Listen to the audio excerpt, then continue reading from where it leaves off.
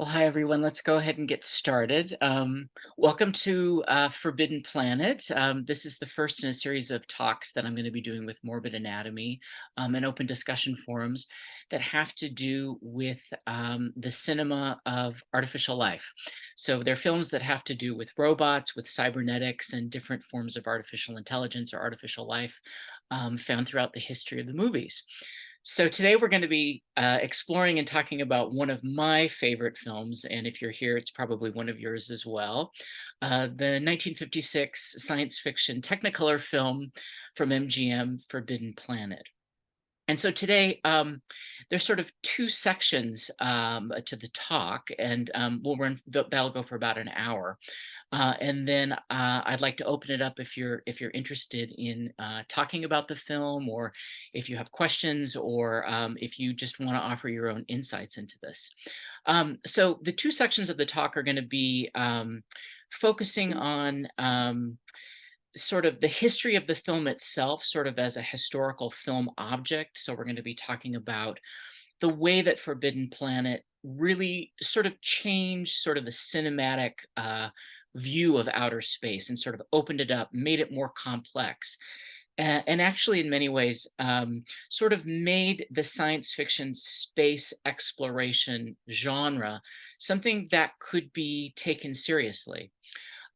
So in that sense, it sort of increased the scope, right? It also is a film that opened up a new kind of richness and also ambiguity of meaning when it came to sci-fi. And there's a lot of technical firsts in this. And when I say technical firsts, I don't necessarily mean that the types of special effects that are being used in Forbidden Planet were all brand new, but they're really being brought to bear in a kind of a new and a more serious way, um, and being brought together sort of in a new way. And we'll see how that actually has really a big impact on the history of special effects moving forward. So that's going to be sort of the first section of the talk. We're also going to be talking about the soundtrack, which is the first fully electronic score in the history of cinema, and that's due to the pioneering work of Louis and B.B. Barrett. So that's the first half. And then in the second half, I kind of want to dive into the mythical, cultural, and literary themes of the film, because the more times you see this film, the more you sort of sit and think about it, the more you come to see that there is such a depth and such a richness to the tropes and to the cultural connections that are inside Forbidden Planet. It really is sort of an amazing gold mine, and it continually gives you all kinds of wonderful things each time you view it. So some of these cultural aspects or facets to Forbidden Planet have to do with Shakespeare's The Tempest, with biblical and also classical mythology, an old idea that history is a series of cycles, sort of the rise and fall of civilizations. That's something that goes back to the Renaissance and becomes a really important part of sort of a 19th century historical thinking, and then finds its way into space opera and to sci-fi. And then finally, we're going to be talking about Freudian psychology, because the idea of the id and the idea of the sort of repressed energy of the individual plays a really, really important part in the film, as you know.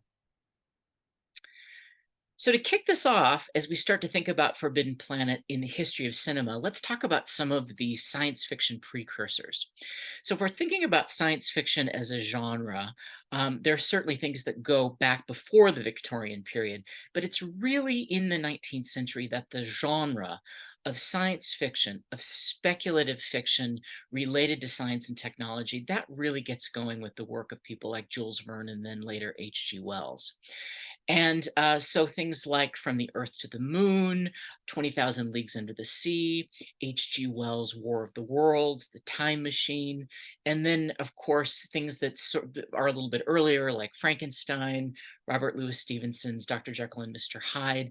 These genres of science and experimentation and sort of speculation about where all of these new technologies can take us, that really starts to come together towards the end of the 19th century And then in the early years of film, we start to see it being expressed. First of all, with really fanciful things like Georges Méliès's trick photography films, A Trip to the Moon in 1902, and then there's going to be, certainly later and more serious adaptations of these things as we start to move forward in the 20th century. But if we're thinking about the history of sort of interstellar or lunar travel, we have to really begin with Georges Méliès's Trip to the Moon in 1902, which is quite, comical and grows out of, the trick photography, the magic of the late 19th century stage shows, vaudeville, things like that. And it shares in the aspects of those things because, of course, as Méliès is creating these fantasies about journeys to other worlds, he's clearly drawing on all of the tropologies of the late Victorian sort of stage world, right? And also stage magic. As we start to move ahead into the 20th century, the science fiction genre begins to become much more complex, and it starts to enfold into itself a lot of the more important sort of sociological, technological ideas of the time.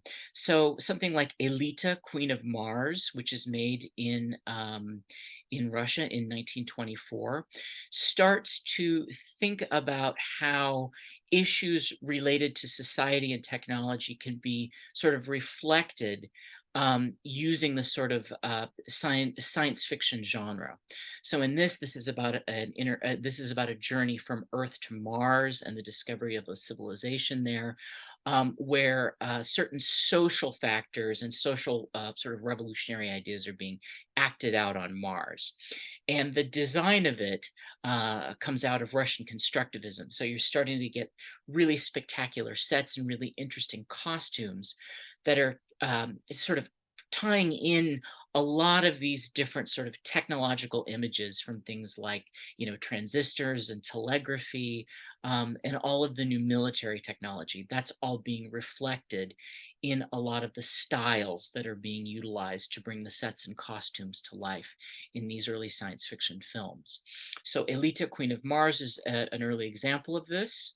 And then, of course, everyone knows Fritz Lang's Metropolis is sort of seen as the watershed moment as being the first really great science fiction movie where so many of the ideas that we're going to start seeing, coming to the fore over and over again throughout the 20th century, the robot, the revolution acted out through technological means, these vast cities, this sort of bifurcation of society into the people who live below the city and then the hedonistic people, who enjoy the pleasures of technology. All of this is certainly being expressed in Metropolis, and Metropolis is going to cast an enormous shadow moving forward in the history of science fiction cinema in the 20th century. Some images, of course, from Metropolis, these vast cityscapes, these incredible interiors, which again are employing the beautiful sort of futuristic Art Deco and futuristic styles of the time. And then, of course, the transference of the life force into the robot, right? So the idea of the cybernetic being and all of the, complicated things that that brings up, that is all being worked out and expressed in Metropolis in a really, really interesting and very powerful way. So these are the films in the early 20th century that are sort of starting to set the benchmark for what science fiction is going to be expressing and what it's going to be looking like as we move forward in the 20th century. You get other sort of aspects of this coming out of the pulp tradition and out of weird tales, right? So something like Flash Gordon, which is a 13-part serial made in 1936, is bringing together, the elements and the aspects of these early science fiction films, but it's also bringing into it, the sort of pulp sensibility, and the early sort of science fiction pulp literature, and things, that sort of straddle the genre between fantasy and science fiction. And you see that starting to enter sort of the filmic imagination with something like Flash Gordon. And technically also the use of miniatures. to, show the spacecraft moving through alien landscapes. Um, this science fiction genre is having an impact on how special effects is being developed in cinema. So that's pre-World War II, right? So that's the first sort of the first quarter, the first third of the 20th century.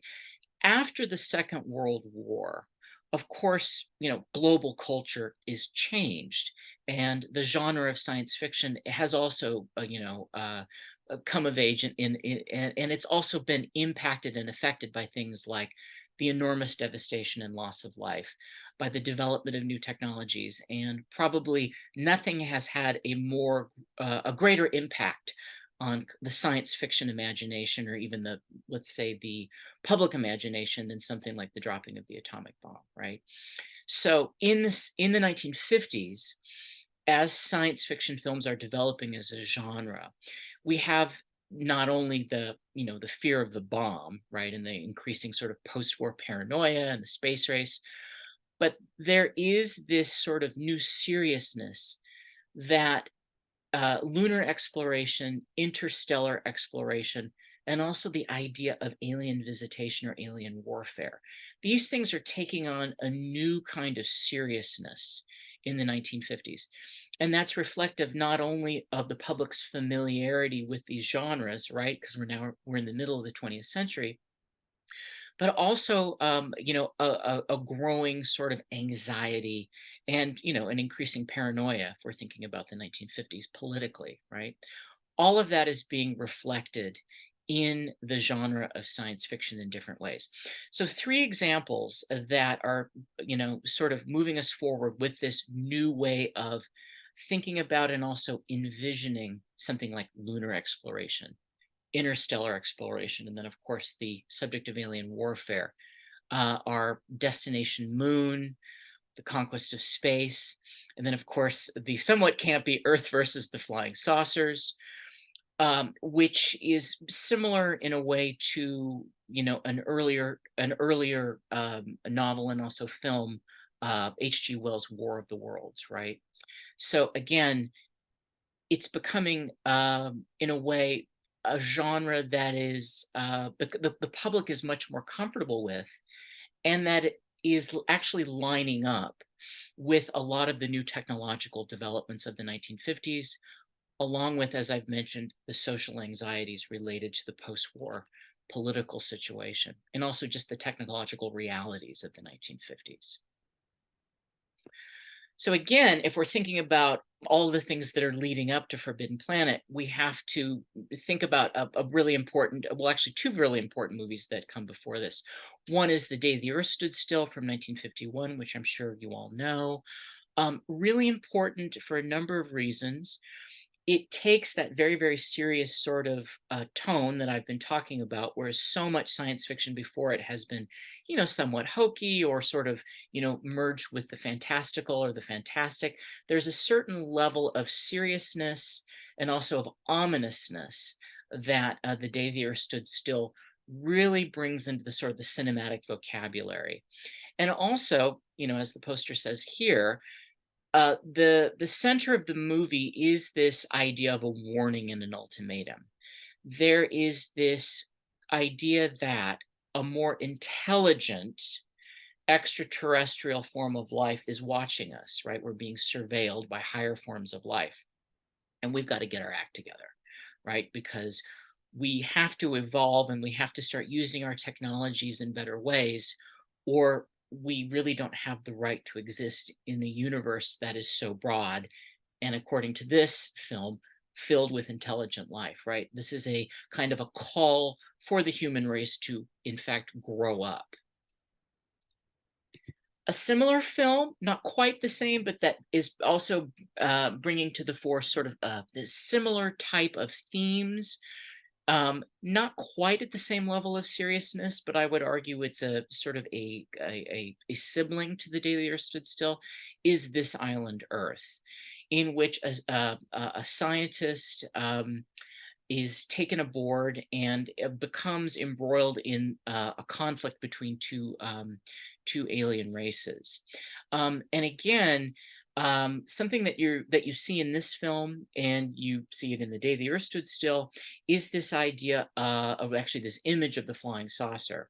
So in the past, we have the sort of the image of the rocket ship, but in the 1950s, the object of the flying saucer becomes a sort of staple image in the visual language of science fiction, both as a craft that is used by visiting aliens, and also, as we'll see in Forbidden Planet, as the shape of the craft that is used by human beings in the future to explore worlds. And certainly, if you think about something like the Starship Enterprise, in the first iteration of Star Trek, the flying saucer form is something that really enters the lexicon of the science fiction visual vocabulary of film, right?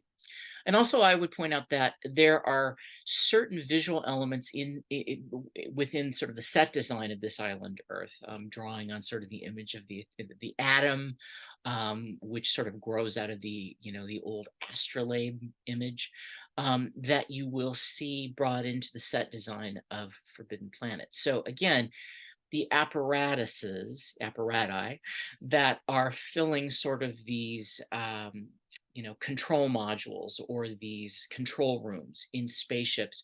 There is a vocabulary of technology and of objects that starts to solidify in the sort of the visuality of the film design of the science fiction of this period. So that having been said, I want to talk a little bit before we really start talking about the film of Forbidden Planet.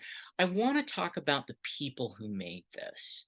So I'm not going to dwell on the actors today, but I do want to talk about the writers, and I want to talk about the people who made the special effects and also the people who created the soundscape.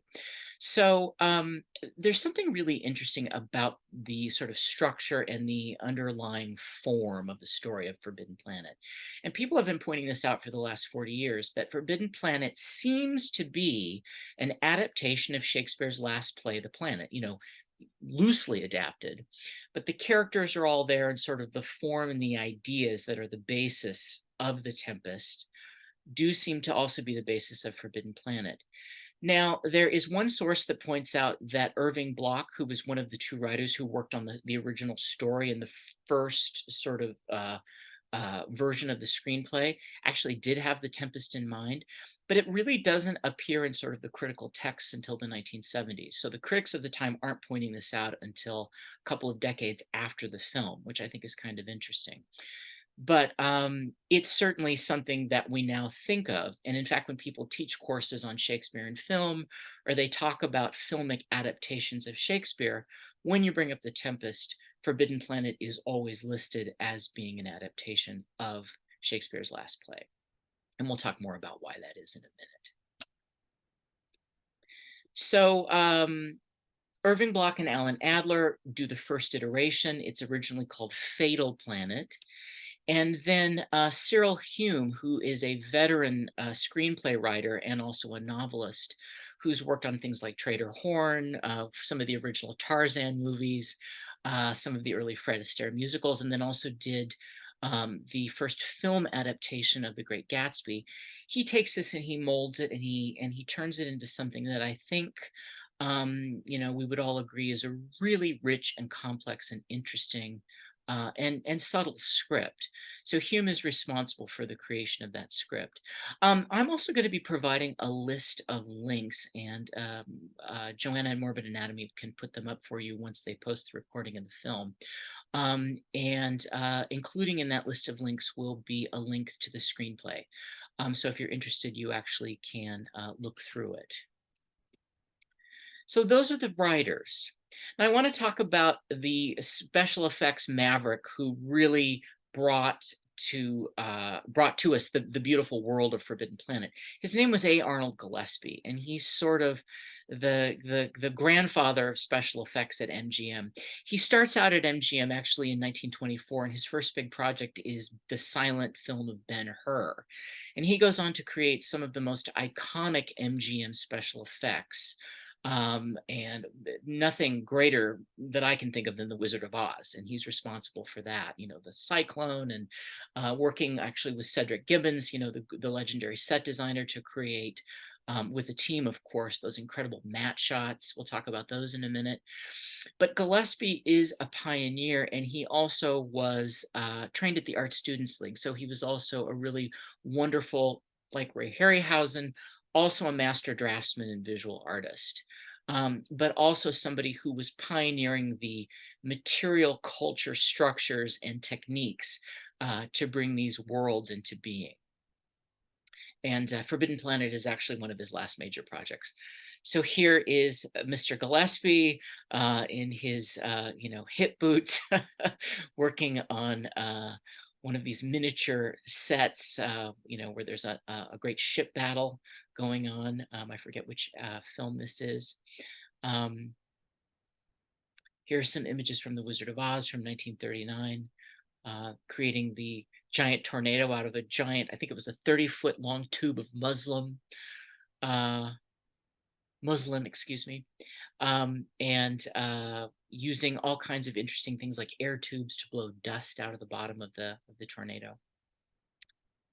He's also one of the pioneering masters of the use of matte technology, so matte shots. So here are two images from The Wizard of Oz, that wonderful witch's castle scene, and then also that iconic scene of Dorothy and her companions going towards the Emerald City.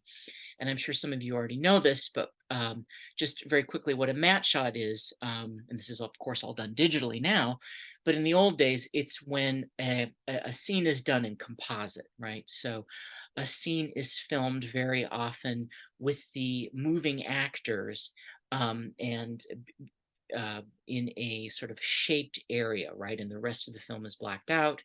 And then what is left is actually filmed on glass or on some other type of surface. These can be done later in the editing room, but there are also types of matte shots where you actually can have your actors live on set, and then you have a large pane of glass in which the rest of the scene is painted on that glass.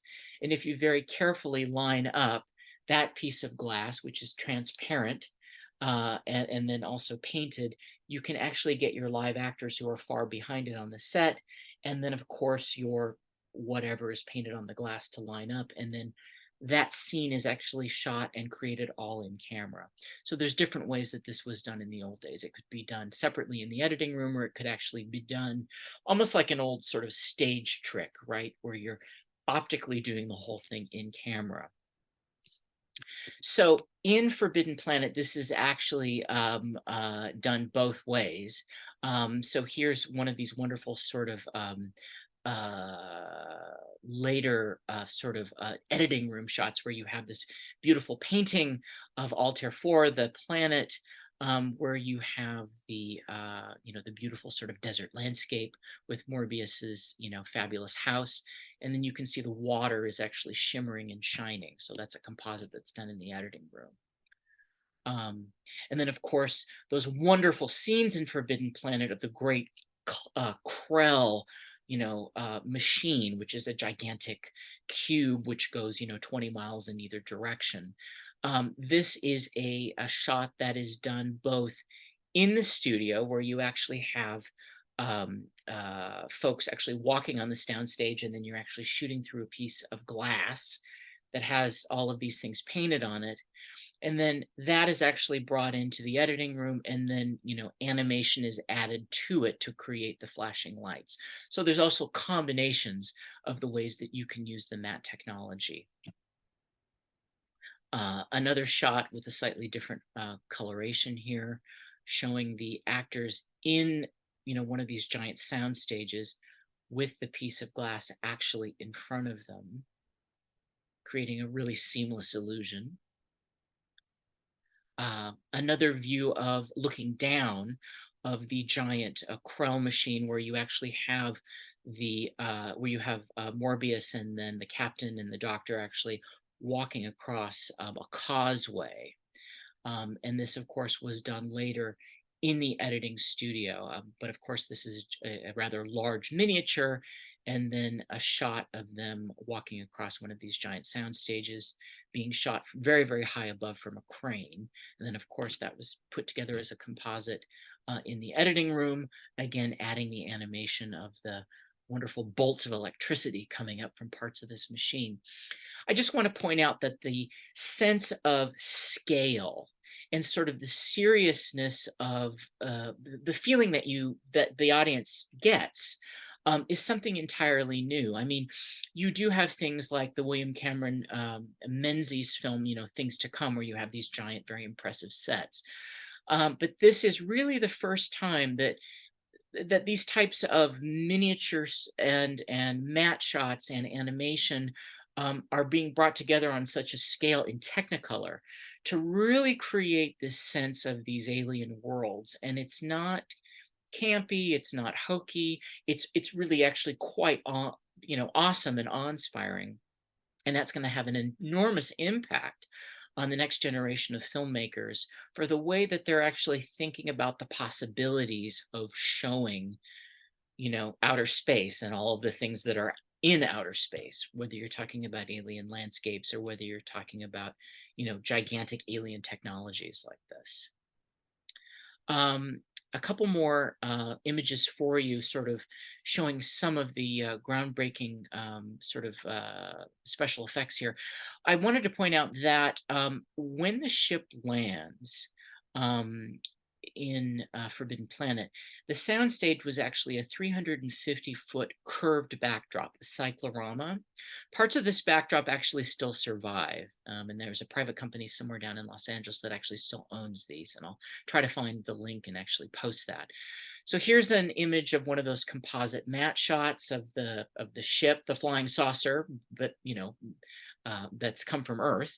And then somebody actually standing in front of what's left of this giant painted backdrop.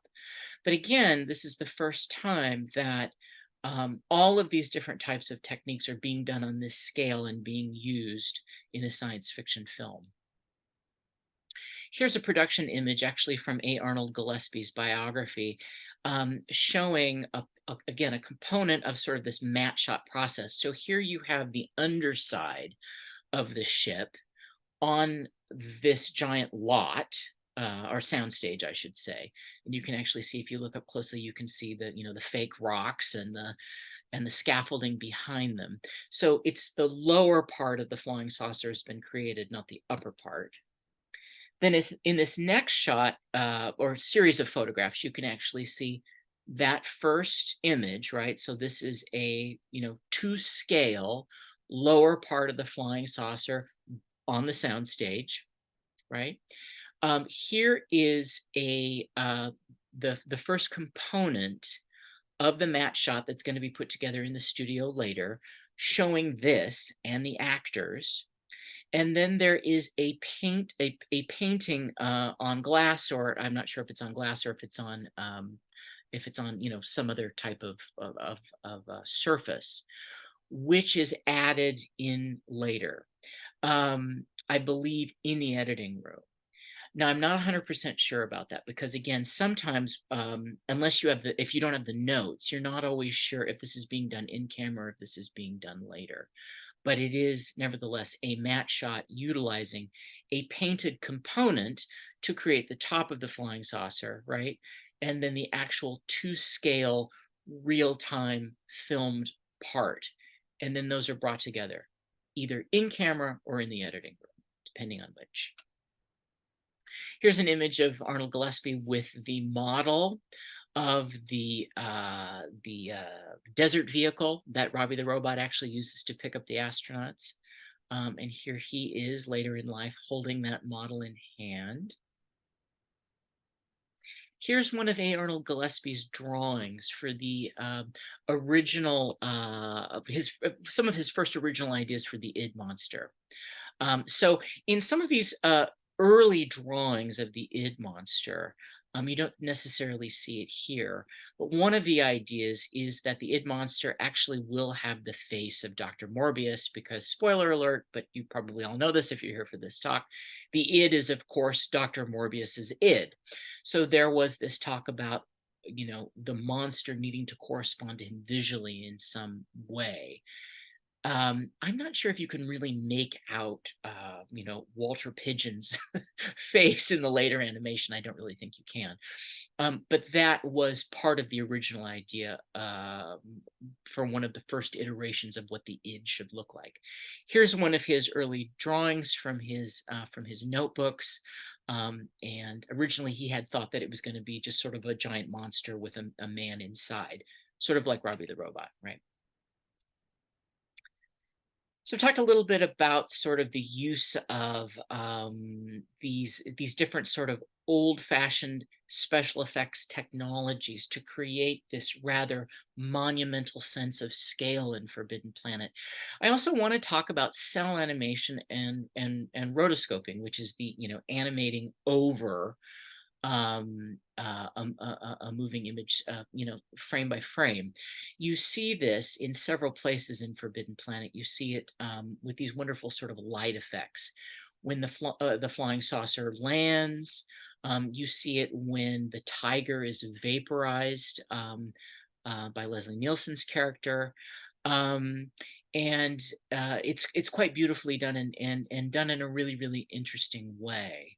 Um, and of course, you also see it with the outlines of the id monster, which you only see in the film when the id monster, which is invisible. I mean, you see the footprints being made, in the dirt, right, as it's moving towards the sleeping men at the beginning of the film.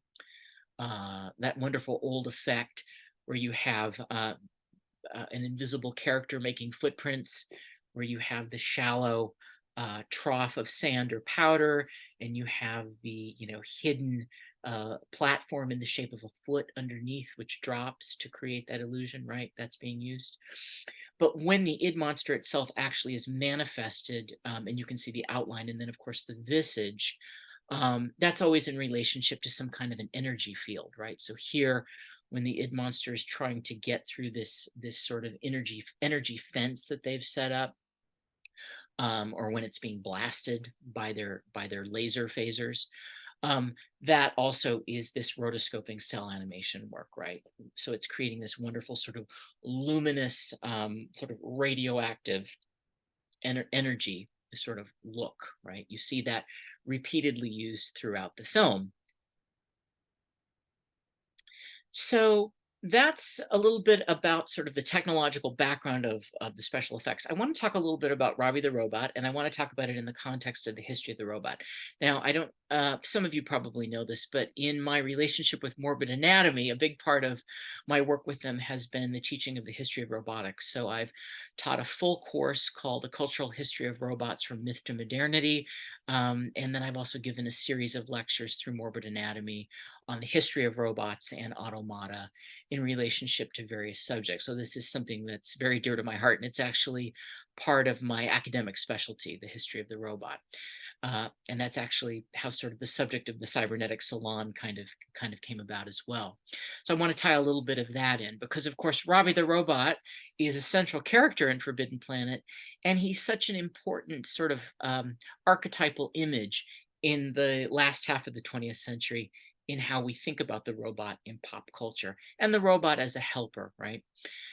So just a little bit background. The word robot is coined in 1920. It comes out of the play Rossum's Universal Robots, RUR, which is written by Karel Čapek, the amazing early science fiction and revolutionary playwright. And that word actually comes out of the Czech term for drudge or a laborer, someone who does manual labor. So within the idea of the robot, from its very beginning, is the idea that the artificial form of life is directly related to servitude or slavery, right? So there's, within the sort of history of robotics, or the robot is always tied in this idea of the possibility of revolt. And of course, if we're talking about AI issues today, the anxiety of the revolt of the robot, or of the overturning of human power, is always something that is in the forethought of the Western imagination and Western anxiety. And at this point, I would also say sort of the global anxiety around the robot, the life of the robot, or also what AI will develop into. So that's some of the background, sort of the beginning of sort of the thinking about the robot in the early 20th century, right? So if we're thinking about the history of the robot, of course, Robby the Robot, who is, sort of one of the central characters of Forbidden Planet, is a robot who is, bear with me, folks, I have to go back here just a second. He's friendly. He's the good robot. A few years earlier, you had Gort the robot, who, while I wouldn't say was a villain, is certainly much more menacing. And Gort is the robot companion of the alien visitor in The Day the Earth Stood Still. Gort is menacing. He's also solid. He doesn't speak, if memory serves. I don't remember Gort speaking. And he also has this death ray that shoots out of his eye, right? So he is a sort of a type of the robot that is very, very frightening and very mysterious. And you also can't see inside. Robby the Robot's the exact opposite of that. Robby's big and kind of hulking, but you can actually see into him. There's a level of transparency, not only in his openness with the way that he is with Altera and Morbius and the different characters, because he's programmed to be a servant and sort of a fairy godmother, right? Or a good genie, right? He really grants wishes because, he can make whiskey as he does for the cook. He can create dresses, covered in gemstones as he does for Altera. He can really do anything. He's the wish fulfilling entity. But also it's been pointed out, he bears resemblances to, earlier sort of artificial life forms, and one of which is the Michelin Man, who's made out of the tires, right? So there's a roundness and a softness and a sweetness to Robby, so much so that Altera even embraces him at certain points in the film. So he is sort of her fairy godmother in certain ways. I want to just point out that Robert Kinoshita is the sort of mastermind behind Robby the Robot. He lived to the age of 100, actually. He passed away in 2014. Kinoshita was an American-born designer and artist who was very active in Hollywood in the 1950s and 60s in both film and television. Robby the Robot and the creation of Robby the Robot was sort of his first sort of major project, and then he went on to do things like create the robot for Lost in Space and worked on various other projects. But he's sort of important if we're thinking about how Robby looks. So I want to also point out something that's quite amazing. Robby the Robot actually cost in 1955-56, we think around $100,000 to $125,000 at that time to create, and that was for a variety of reasons. They were working with the new materials that, different types of plastics that had to be vacuum formed in certain ways. There were all kinds of moving parts and lights, and then of course a person actually had to be able to be inside of him.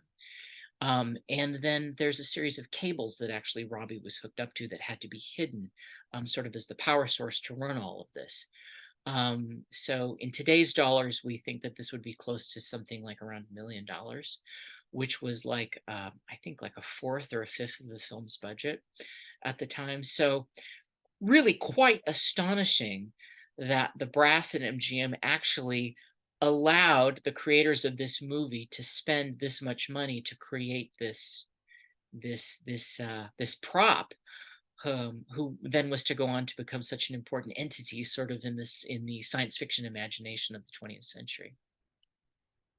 Here's a blueprint actually of Robby, and of course, Robby is so beloved. If you go online and just Google these things, you can find all kinds of incredible things, from the blueprints to footage of actually his last owner demonstrating him at the Bonhams auction that was held in 2017. Robby went on to go at that auction for around $5.3 million. But Robby has a very long life, actually, in the history of film and television in the 20th century. The year after Forbidden Planet, MGM made a film using him. It's not a sequel to Forbidden Planet, but some of the same people worked on it. And it's called The Invisible Boy. It's a comedy. It's quite charming. I just recently watched it. It's worth viewing. So Robby shows up in that. That's made the following year. Robby then shows up on Lost in Space, along with that second robot that's created by Kinoshita. You can see Kinoshita actually standing next to that robot. There's a very funny scene in Lost in Space where Robby and the robot of Lost in Space actually get into this sort of war with one another, start trading insults. A version of Robby, the interior of his head has actually been changed, shows up in Rod Serling's Twilight Zone. He makes an appearance in Columbo in the 1970s. He shows up over and over again. And Robby actually, I think, has a major impact on film robots, moving forward in the 20th century. I mean, if you think about sort of C-3PO and R2-D2, in many ways, those two iconic robots really share various aspects with Robby, right? From their shape to the way that they move and sort of the comic relief that they offer throughout the unfolding of the story. Robby exhibits some of Asimov's 3 rules of robotics. So if we're thinking about the history of science fiction and sort of the history of the robot as it is popularly imagined, both in sci-fi literature, in film, and also, pop culture, it's good to think about Asimov's 3 rules of robotics, which come out of his foundation and his robot writings. Robots must never harm human beings or through inaction allow a human being to come to harm. Robots must always follow instructions from human beings unless they would cause them to violate rule 1, right? So there's this internal logic here. And rule 3 is robots must protect themselves unless it would cause them to violate the other 2 rules. So Asimov is coming up with this sort of set of intrinsic sort of bedrock ethics, which will keep robots in right relationship to their inventors. And that's something that's really important when we're sort of thinking about how human beings throughout the last half of the 20th century are trying to keep a rein on or power over these things that they're creating, right?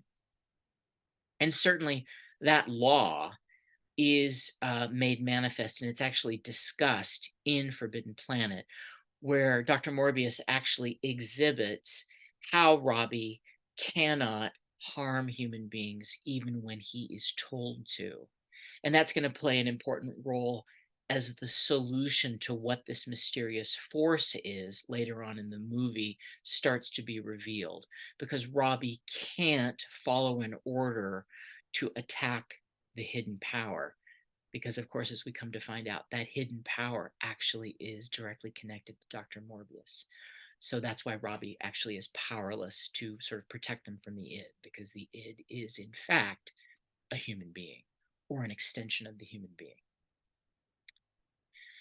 So I want to talk a little bit about the soundtrack, the soundscape of Forbidden Planet. And again, I don't have time to go into great detail, but if you're interested, there's a whole book that's been written about Louis and B.B. Barron's work. But I want to take us back just a little bit to point out once again how The Day the Earth Stood Still really is sort of a precursor to this, even though it's very, very different, sonically and musically. Bernard Herrmann, one of the great film composers of all time, creates a spectacular symphonic soundtrack for The Day the Earth Stood Still, but he utilizes the theremin, which by the 1950s has become not so much a novelty instrument, although it is that, but as an instrument that seems to reflect not only advances in technology, but seems to represent a sonic world reflective of either the future or of outer space. The theremin is futuristic and otherworldly. Here's an image of Clara Rockmore, who's the most famous player of the theremin, who actually worked with theremin to develop the instrument, moving forward. And there's all kinds of fabulous videos of her playing this online. She was actually very close to Robert Moog and to, all of these sort of, you know, early, fathers and mothers and founders of electronic music in the 20th century. All these people knew one another, and they're all sort of entangled with one another as they develop these new sound worlds. Well, it's really important to point out that, Bibi and Louis Barron, they're really, for the most part, only remembered for the soundtrack to Forbidden Planet. And that's actually, in a sense, enough. Although in this lecture, I want to give you just a little bit more insight into sort of how their work actually touches on a lot of other things as well. But since we're talking about Forbidden Planet, it's just really important to really give them their due, because I think one of the greatest things about this movie is the sonic world of this other planet, right? Something that is really interesting is we're never really sure whether or not the soundtrack of Forbidden Planet is directly related to, is it eidetic? Is it the sound that the characters are hearing, or is it non-eidetic? Is it just the music of the movie, which the characters aren't necessarily hearing? It's both, it's neither, we don't know, right? Which I think also creates this sense of like, where are we and what is happening? Is this in my mind? Is this out in outer space? What is this? And so that I think is really sort of unnerving, and also creates this sort of, this sort of mysterious sense that we get when we watch this movie. So who are Bibi and Louis Barron? They were a married couple. They later divorced, but when they were first married, they started to. They were probably the first people to have a magnetic tape-to-tape recorder in the United States. And when they were living in Greenwich Village, they were not only making recordings with their tape recorder, but they were doing tape sound experiments. They were very inspired by Norbert Wiener's work on cybernetics. And there's a wonderful video of Bibi Barron actually talking about how Norbert Wiener's work on cybernetics impacted them. But she and Louis were creating these incredible, um, uh, for lack of a better word, we'll call it electronic music, but these sound um, worlds, right?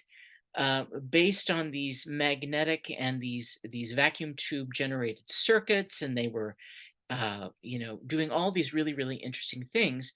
And then they were recording the sounds. And then people like John Cage were working with them to actually create commissioned work. So in the history of early electronic music, Louis and Bibi Barron are really important. And they knew everybody. They were a part of the whole village scene in the 1950s, and composed music for people like Maya Deren. They worked with Anais Nin and her husband Ian Hugo on short films like The Bells in Atlantis.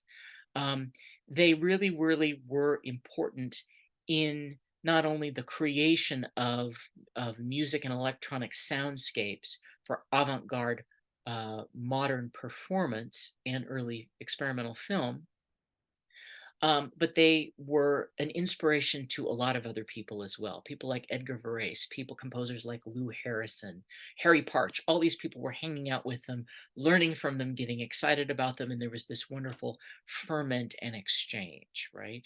So they're very important. Again, working with Maya Deren on one of her late films. But when it comes to Forbidden Planet, it's really interesting because the MGM, the guy who was running MGM at the time, Dory Sherry, had an encounter with them in the West Village, and there's different stories about what that encounter actually was, whether it was an art opening, and but at any rate, he saw them when they came out to LA and demonstrated what they could do, And he said, great, I want you to create the sound effects for Forbidden Planet. Well, it ended up that they created more than sound effects. And they actually spent 8 or 9 months just creating all of the sonic elements, which they would then put together to create this soundtrack. And very sadly, because they weren't members of the musicians union and because what they were doing wasn't really understood as being music, they couldn't uh, they couldn't be listed in the credits of the film as being composers. And very sadly, they couldn't be nominated. And so at any rate, because of that, they sort of existed outside of the compositional sort of label. But of course, in the long run, it doesn't matter because this is one of the greatest soundtracks ever done. And it went on to have a revolutionary impact on film and on music, right? So at any rate, that's why they are credited as being the creators of these electronic tonalities. So again, I will provide links if you're interested on Louis and B.B. Barron's work as it relates to Forbidden Planet because it's so important and so exciting and such an important aspect of this movie. Okay, so moving on, I want to talk really quickly about the influence of Forbidden Planet on a couple of different filmmakers and also on early sci-fi TV. So Gene Roddenberry, this had a big impact on him.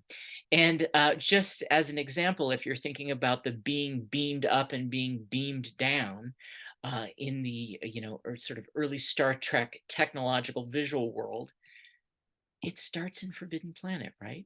What's interesting is in Forbidden Planet, pardon me, the crew of the ship are not being beamed in and out. They are actually being put into a state of protection as they go into hyperdrive.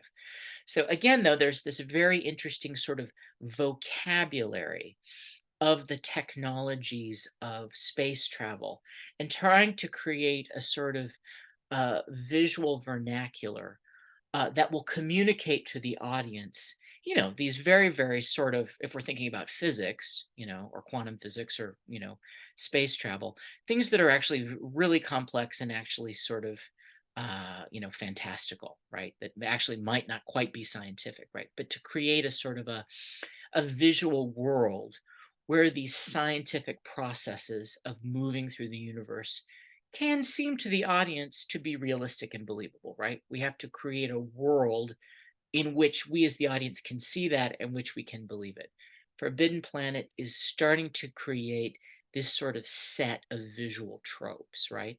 I mean, it's happening in other films as well, but it's really, really important because, again, I want to point out it's being done on a grand scale and it's being done in Technicolor. 2001, A Space Odyssey, which comes out, 12 years later. Kubrick has certainly been influenced by this. If you're thinking about the way, and also, he's working with MGM, right? Can't forget that. The way that space and the enormity of space and this sort of awesome the coldness and the vast distances and the way that light moves and the way that radiation and the rays of things sort of appear and the way that spacecraft moves, right? There's a new sort of visual seriousness in Forbidden Planet that you can certainly see reflected in the awesome uh, way that things move, right? In things like 2001: A Space Odyssey. And then finally, of course, Star Wars. Lucas and Spielberg, as kids, are being impacted by this, right? These sort of, these guys that are creating, Industrial Light and Magic, that are creating the visualities of space and space travel that are going to have a global impact. Forbidden Planet is, in many ways, sort of bedrock visual material for this. A direct quote here, the wonderful scene in Star Wars 1977 where R2-D2 is projecting Princess Leia, right out of Forbidden Planet, when Dr. Morbius in the is hooked up to the Krell machine, and his imagining, his thoughts of his daughter are materialized in the machine itself. Exact same image, right?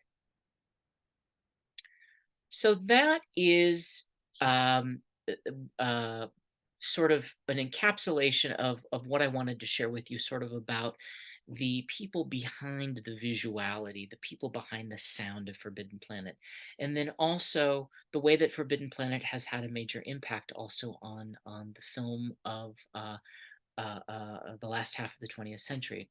Now we're running a little late here, but I do want to have time for discussion and for questions if we have it. But I do also want to touch on sort of the mythic cultural themes of Forbidden Planet, because I think these things are so rich and so important and so interesting, and because I also think, if we revisit the film, I think that they become sort of as plain as the nose on your face. Actually, you could say that. So again, as I've said, even though it wasn't directly talked about for the first couple of decades of Forbidden Planet's sort of life as a film, right?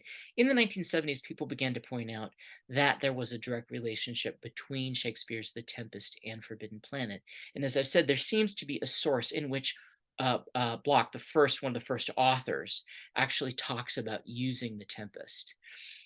So again, in thinking about the main characters, Prospero, Miranda, Ariel, and also Caliban, stranded on this island.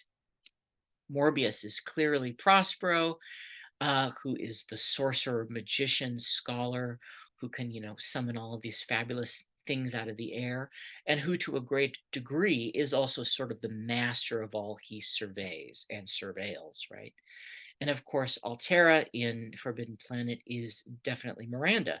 She's the beautiful innocent. She's also been trained by her father and educated by her father. So while she has sort of the erotic innocence of a young, virginal woman who's never encountered men, she's highly, highly intellectual because she's had this very, very sort of elite education by her scholar magician father. And certainly that's Altera, right? And thinking about Morbius as Prospero, one of the great lines from The Tempest of Prospero's is, "My library was dukedom large enough." And of course, Morbius himself is trained as a philologist, which is this sort of, old 19th century, skill set, right? It's like philology is this old, the study of words as not just as a linguist, but as the study of words as a way of thinking about culture and history as kind of an organic thing, right? And that certainly fits with the character of Morbius as kind of this grand old man of letters who is not only a specialist in languages, but studies the ancient lost civilizations they come from. And certainly this older sort of Victorian sort of imperial type of archaeology is sort of at the back of a lot of the sort of, Forbidden Planet, right? Because Morbius is sort of the lone genius who's here excavating, this lost civilization. And that's sort of this, late 19th century trope of the European colonial archaeologist, right? So there's a lot of these sort of older tropes that are tied into the character of Morbius. And then, of course, Robbie. I've said this before. He is the fairy godmother, but he's Ariel, right? He is this spirit being who is controlled by Morbius, or in the case of the Tempest, controlled by Prospero, who can bring about marvels and wonders. But then who is Caliban? Well, of course, Caliban, who represents brute nature in The Tempest and who is sort of the horrible, deformed creature, the child of the witch, is, the id monster, we could say, who doesn't, certainly appear in all of his horrifying glory until the end of the film. And then, of course, that's important to be thinking about too, because the complicated relationship of Prospero to Caliban is also related to sort of the repressed unconscious of sort of colonial consciousness, right? That's sort of a later reading of The Tempest, but certainly something that's kind of important. And I think we can certainly read that into Forbidden Planet too, the sort of unconsciousness of sort of the colonizer. A couple of other themes that I want to point out that I think are really interesting, and they sort of flare up in a couple of moments in Forbidden Planet, are this idea of Altera as this sort of virgin goddess, right? So if you think about Diana or Artemis in classical mythology, she's often called the Lady of the Beasts, right? And her companions are wild creatures. So there's this beautiful scene in Forbidden Planet where Altera shows that she is connected to all of the animals, right? The deer come to her, the tiger comes to her, but then something happens when she loses her innocence, when she starts to kiss uh, the visitors from Earth. The tiger actually attacks her. And of course, he's vaporized by the captain, but she can't understand what's happened. And the captain says, "You really don't get it? You really don't understand what's changed here? And nothing is described." Well, there is this idea, and you get this actually in the Epic of Gilgamesh, right? Enkidu, who is the beautiful wild man, who is the powerful human who can be with the animals. The minute he has sex, they won't come near him. And so there is this idea that the loss of sexual purity or the transference, right, from childhood to adulthood severs something. It severs a kind of a connection with nature, and that plays out in Forbidden Planet. You know, it's a small element, but it's really strange and really interesting. Altera as Eve, right? She's, skinny dipping. She doesn't understand that that's alluring or could, be turning somebody on sexually.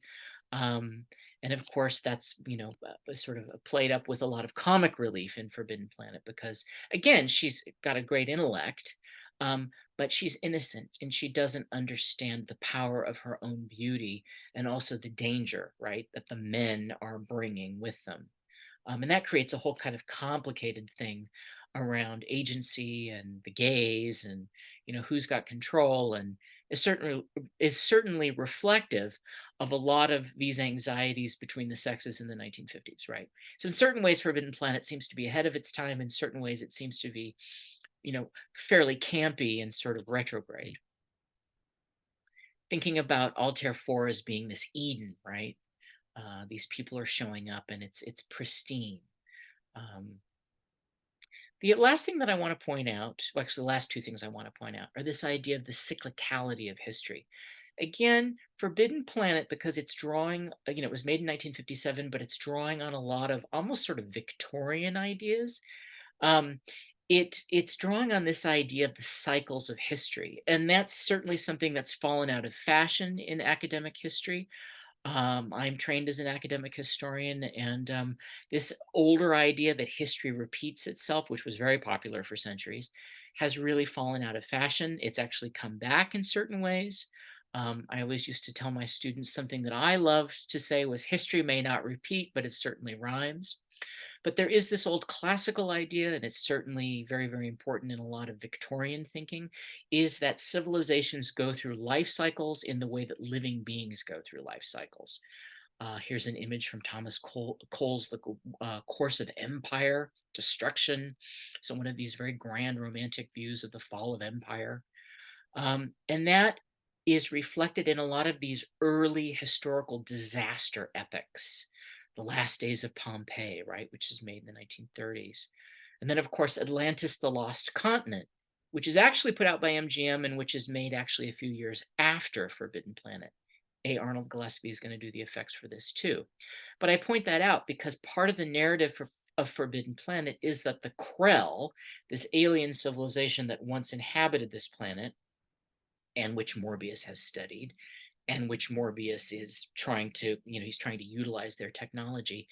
That idea of the rise and fall of civilizations, very often to do with hubris, is a part of this older cyclical idea of history that certainly is a part of the Atlantis myth, and it's embedded there in the story of Forbidden Planet, in the sort of background story, right? Part of this, I think, also has to do with the sort of post-war anxiety of the atomic bomb, right? I think the anxiety, the film Oppenheimer's just come out, right? We're thinking about this again. the anxiety of what could happen and what we could do is reflective of the myth of Atlantis. It's reflective of the last days of Pompeii. It's reflective of a lot of these ideas of the fall of quote unquote high civilizations. We get too big, for our britches. We use the technology in the wrong way and kaput. And that's a big part of the story of Forbidden Planet. Forbidden Planet also seems to be a kind of a warning. In the way I would argue also that The Day the Earth Stood Still is also a warning, right? I want to just move through this very quickly. We'll end with this. Let's talk about the Freudian psychology in Forbidden Planet. Part of the message of Forbidden Planet is certainly this idea about hubris. But because the monster itself is the id monster, the writers are also pulling this idea, this old idea from Freudian psychology. And Morbius himself in the film even says this. Oh, it's an archaic idea about, the hidden urges of human beings. But if we're thinking about Forbidden Planet as a warning, that is a part of this idea of hubris and technology and the way that technology can escape from us, how is that related to the Freudian unconscious? Well, Freud's theory is that the conscious self is a very, very tiny part of what we are, right? There's the ego, there's the superego. But beneath that, if we're using the metaphor of an iceberg, is this thing called the id. It's all of those old urges, right? Which in the history of evolution, we could think about things like the reptilian brain or the older parts of the brain that are from earlier types of life, right? When things were more red in tooth and claw. Although I think we could argue we're still pretty red in tooth and claw, right? But there is this idea that which is hidden is not only unknown, but is also a source of enormous power. So this idea of the hidden power, which if we don't face up to it and control it, can overthrow us or overtake us, that's all woven into Forbidden Planet in many, many ways. It's not worked out, but it's there. And in a sense, I think you can sort of say it's kind of the bedrock on which this film sort of sits thematically, right? Again, if you think about Dr. Morbius hooking himself up to this technology, and this Krell technology is supposed to increase human intelligence, the question is, what part of intelligence is being increased, right? Certainly not the empathy part. So I want to end with this, 2 quotes. One is from Freud himself. Unexpressed emotions will never die. They are buried alive and will come forth later in uglier ways. A wonderful rotoscoped monster. And then finally, I want to end with this. This is Joseph Campbell talking about Freud's theory.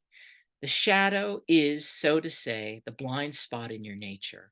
It's that which you won't look at about yourself. This is the counterpart exactly of the Freudian unconscious, the repressed recollections as well as the repressed potentialities in you.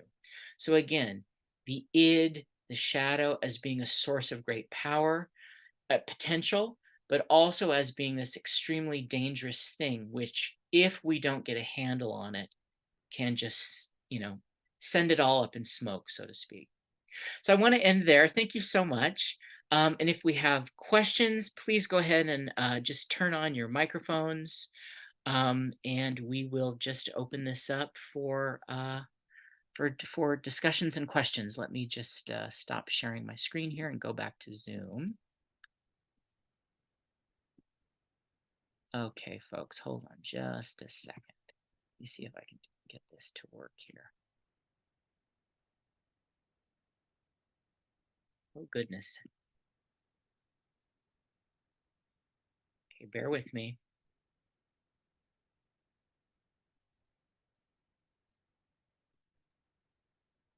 Okay.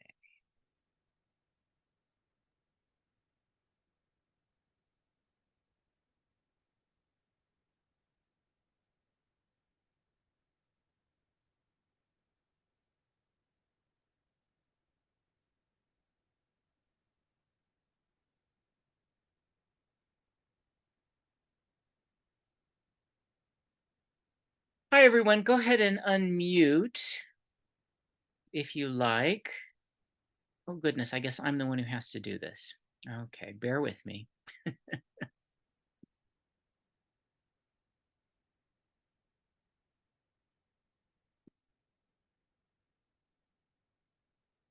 Okay, I've just made it possible for everybody to unmute, I think. I'm new at this, bear with me. Questions, comments, observations?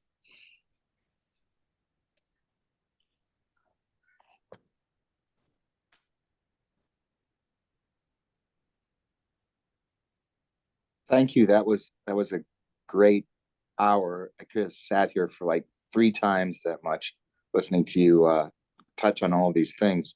I Thanks. just remember this movie as, for so many years it kind of was out there and it had people who are fans. And I remember one night it was New Year's Eve and they were showing it and the countdown appeared on the screen right in the middle of the film. When 10, 9, 8, 7 says, oh, this is so perfect. It's just, as someone put in the chat, such a rich movie. And I as I was listening to you, I was thinking it has such a dreamlike quality to it as well. I don't know if you have any observations on that, but just as I was listening to you, the visuals, the whole way the story is told, it's mythic and it's also kind of very dreamlike in a way. Absolutely. Well, I was thinking of Morbius and Morpheus, right? So this idea of sort of the dream deity, or the sleep entity. It is. I've seen it probably 10 times in my life. And every time I come to it, I get more out of it. And I never tire of it. And I think it's also because the pacing is very strange. I want to say something very quickly about the pacing. So based on something that I just read, the editor of the film was not done. And the producers took it away and said, no, we need to recoup our money. We need to get this out now. So what we are seeing is actually, from the editor's point of view, not a finished film. And I think that is so interesting. So what we're looking at is, a cut of the film that the editor did not feel was finished. So I'm not going to weigh in on that, but I find that really interesting. And so I don't know if that's partly what's responsible for the pacing, but because I find the pacing of the film to be, I don't want to say slow, but not like any other film of the time.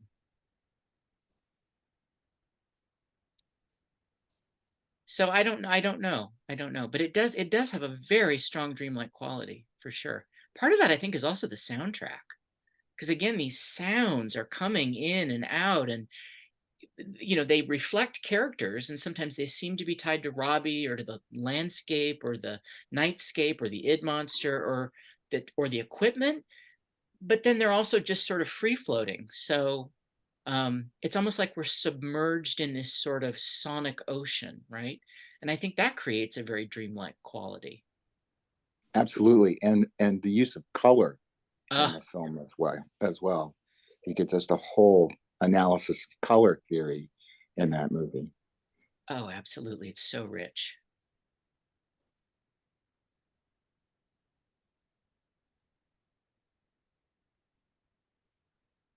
Why do you think Forbidden Planet has never been remade? Oh, Jim, that's a great question. Well, I believe they were thinking about remaking it for a while, but why?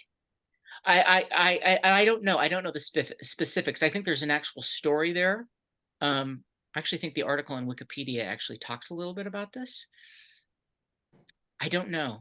I don't recall. I mean, I'm such a purist. I'm like, why? Well, why remake something that's perfect?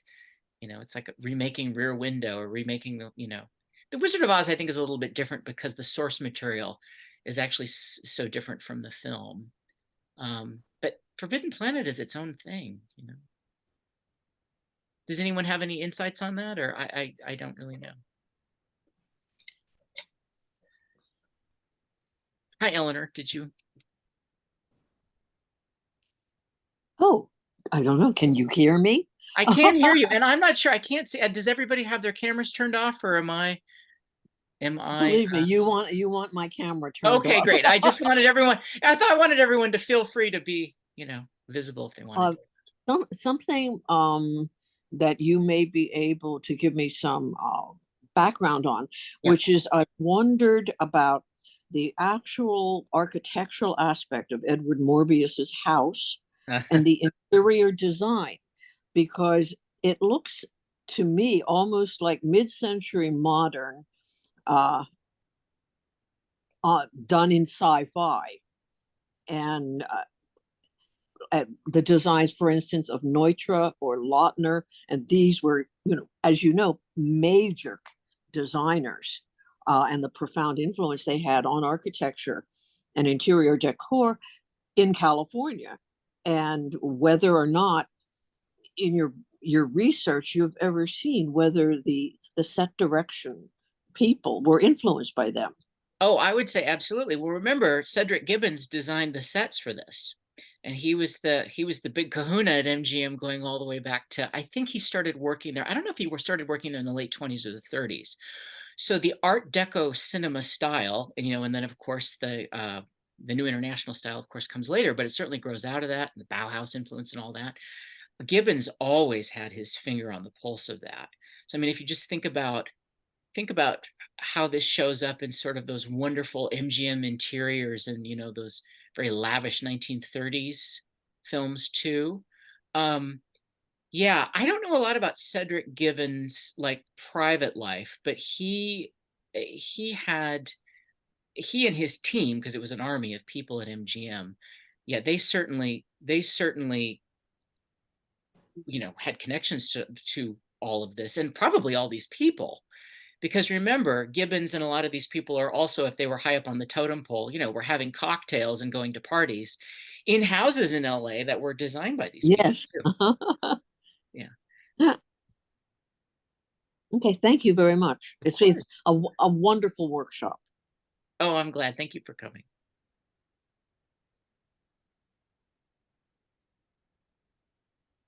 Well, I want to thank you for doing this because I've never seen this film before. I just watched it a few days ago in preparation for this, and I just never realized there was so much going on in this film, all these cultural references and Freudianism and everything. It's just amazing how much is packed into that. And of course, as a Star Trek fan, I recognized that Star Trek moment there. I thought, oh, look, Star Trek. This is like the predecessor of beaming up. And also I'm a 2001 fan. And so I'm glad to see that this was an influence on that. It's just amazing what's going on in this film. So, yeah, I wouldn't have. Oh, and also the business about Diana, the goddess. I didn't even pick that up. I wouldn't have picked a lot of this up if it wasn't for you. So thank you for explaining all this to us. Oh, Tara, thanks so much for coming. It's great to see you again. I love it. And I think, sometimes I think that's the measure of a great work of art is that it just taps into a lot of these things. Some of them are put there and some of them aren't. I will again, I'm going to make a whole list of links and I'll have Joanna and Christina post it for you guys. But the interviews with B.B. Barron are so wonderful because she talks about how they did it. And then I actually have some links for you guys showing the actual technical ways that they made the sounds and recorded them. And it's just absolutely stuff from the, that's actually put out by the Academy of Motion Picture Arts and Sciences. But the interviews with BB are so great because she's in her 70s, or I think she's in her 70s when she's doing these in 1997. And she talks about just the whole cultural milieu that she and Louis were working in and how the sounds, like the way they would, do this work and just be blown away by what was happening. So they were almost like, they were the mediums for these cybernetic processes that become sonic phenomenon. And so it's lovely to see her in her 70s actually still, it's like frisson. She's still getting excited talking about the process. And I think the gift of that is you can then go back and watch the movie and, you sort of think about her and Louis making these things. And it just, again, adds another dimension of real power to this.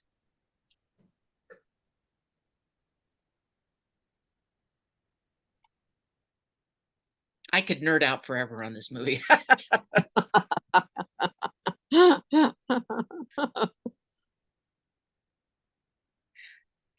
questions or comments or observations? Well, let me just ask you this. How many of you, did you just recently see this film, or is this something that is this a film that you all have known? I'm just curious about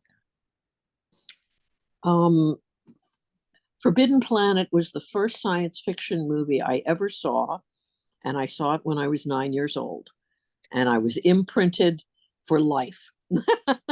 Wow. And if I see it listed on television, I sort of compulsively have to watch it. Eleanor, do you remember the sound affecting you at all? Well, I was so young. You were, and, yeah, you were small. And I know that what got me were the visuals.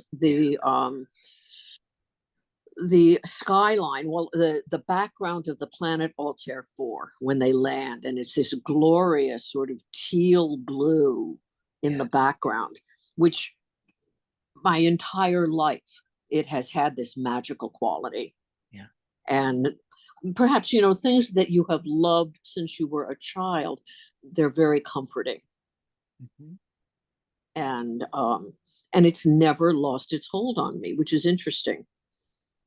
It never gets old. It never gets boring. Perhaps because you see it when you're that young. It's a fairy tale. I don't know, but I've loved it my entire quite long life. It is a fairy tale. I mean, it has all the ingredients of those classic, 18th and 19th century European fairy tales, and of myths. It's of its And needless to say, I have the DVD and I own it to stream it. So whenever I need, it's one of the things I turn to when I want to temporarily escape from the real world. Yeah. And just go into this wonderful, fantastical place. I watched it again actually 2 days ago, and I was actually on my exercise cycle watching it. But what was very funny was I had forgotten about the scene where Robby is arranging flowers and the monkey gets on the fruit bowl and he sends a little ray of light to knock the monkey off. And I just thought there's these little moments like that are you can't, when Altera hugs Robby, and he's this big hulking, he could crush anything or destroy anything, and yet he's the idea of the gentle giant. And also, thinking about how her mother dies when she's a child, Robby is like the surrogate parent, I wanted to point something out around gender that I think is really interesting. I talked about this. I did a talk for Morbid Anatomy, which you can actually watch. I'm shilling for myself here on gender in the machine. And I talk about Robby because there's a line where the cook says, is it a male or a female? And then Robby says, in my case, such a question is entirely meaningless. They get in and they take off for the fabulous mid-century villa. And then the doctor says, I guess he's the doctor, I forget, one of the not Villa Zane Nielsen character, one of the other guys says, it takes care of us like a mother. Yes. Or he might even say he takes care of us like a mother. But there's this really interesting thing about the robot as the surrogate mother. And it's gendered. So I don't know. I just think again, that's the other thing that I think makes this movie so rich. There's these quirky little things that you don't necessarily think are going to pop up in the middle of the 1950s that are just sort of like boing, it's very 50s in a very sort of sexist way, but at the same time, it also seems to be mocking it. I don't know. It's complicated, and I think that's another reason to come back to it. It's like there's a lot of complexity in this film, I think. It is. It's actually quite complex. And since you raised the issue of Robby as a surrogate parent, in the Terminator series, the Terminator in the first movie is a destructive force, but beginning in the second movie, in many ways, he becomes a surrogate parent and protector. Yeah. Which that just occurred to me listening to you.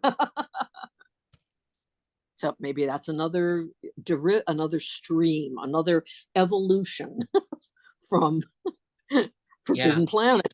Yeah, no, Who it's a knows? it's a big trope in the literature of AI and robotics too, right? The artificial parent, whether it's hardware or wetware, right? This idea of how reproduction and how the life cycle dovetail with all of these speculative technologies and what the ethics are to that and what the and then of course the complexity of gender, gestation, and life itself, right? So all the big things. Yeah, well, I've come to view, and anyone I think well, people who love Forbidden Planet so much, I think of it as a motherlode movie. That Mm. there's so much there that subsequent generations of filmmakers, consciously or unconsciously, have incorporated parts of Forbidden Planet. That just they show up here and there, all over the place. Is that rich. Of course, I'm deeply prejudiced.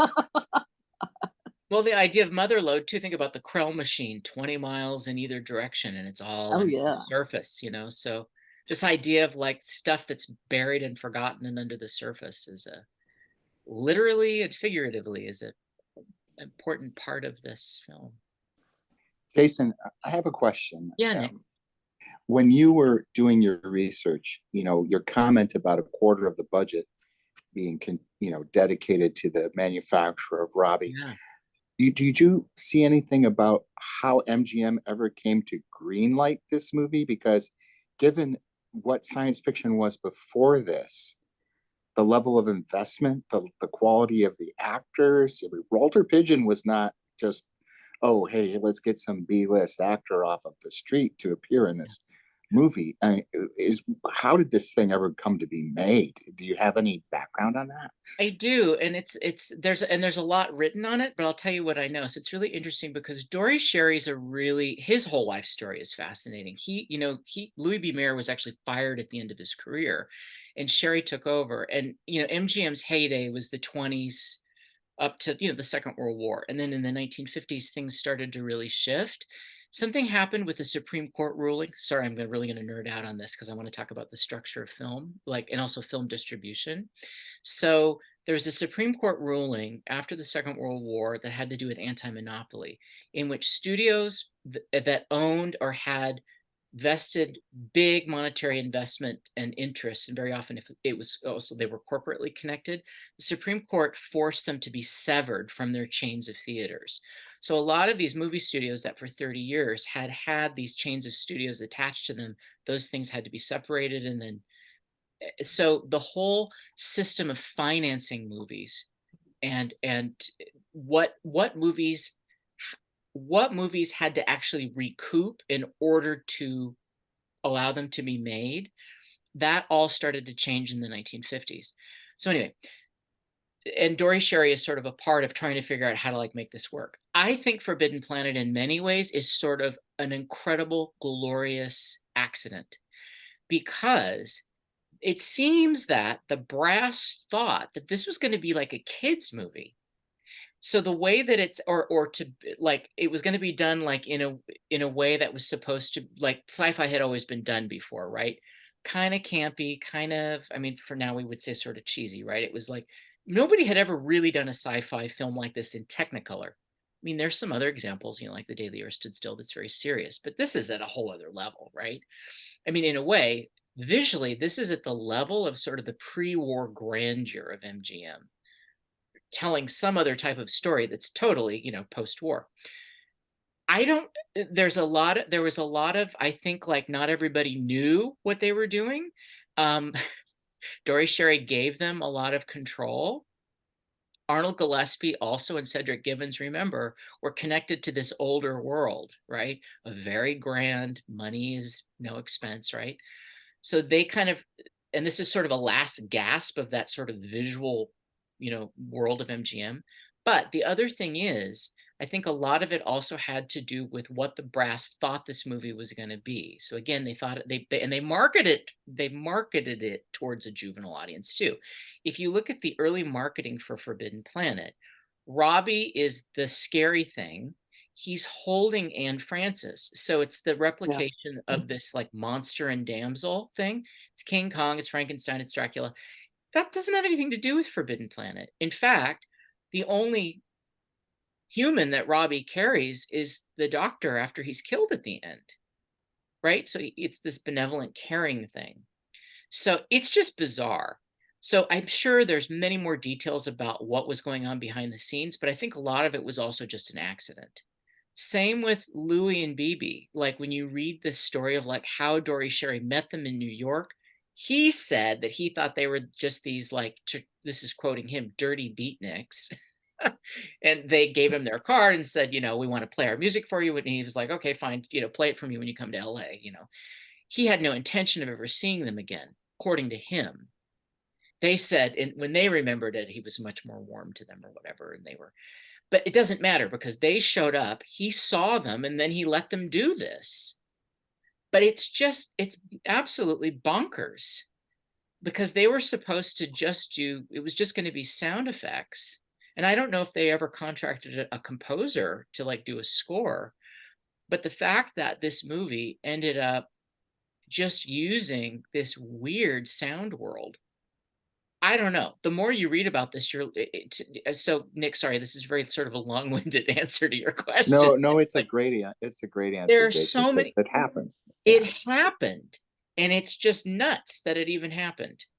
Because when you think about how avant-garde and strange and weird and wonderful this movie is, if somebody had like laid all this out for Dory Sherry like ahead of time, who knows if he would have greenlit it? But he did. Thank you. That was a great answer. Thank you.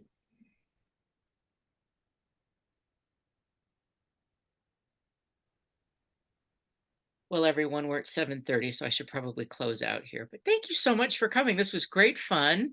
You know, like I said, I gave this talk a few years ago, and it received a really nice response. So we'll get the recording up, and feel free to share it with your friends. And I look forward to another cybernetic salon. So feel free to contact me, you know, for suggestions. I probably won't do one for a while, but I don't know. I think there's so many wonderful films that in this vein that are really, you know, wonderful cultural sources for mining. So thanks for coming. I really appreciate your presence here. And it's always great to meet fellow fans of this really, I think, just spectacular work of art. Thank you so much. Thank you. Thank you, everyone. Take good care.